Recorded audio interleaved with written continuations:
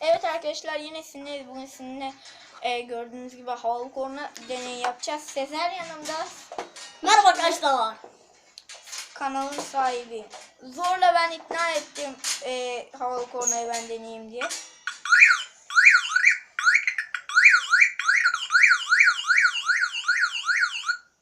Olmadı lan.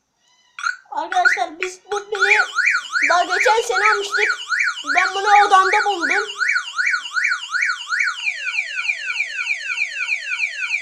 Bisiklete takarsanız yanar bisiklet arkadaşlar. Yani yakar bisikleti. Bu aslında aküyle çalışıyor. Biz bunu pille yaptık.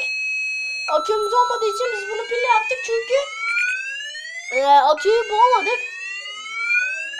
Aküler bildiğiniz gibi bisikletlerde zor bulunuyor, arabalarda kolay bulunuyor. O yüzden biz araba sürecek boyda değiliz.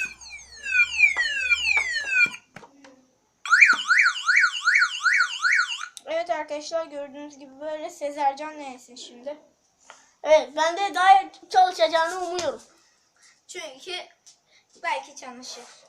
Allah.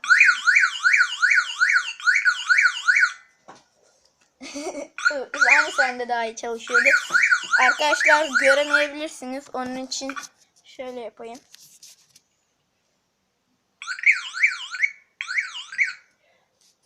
Neyse. Bu kadar.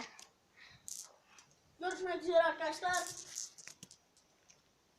Arkadaşlar bu da sandalyeler. Allah. Son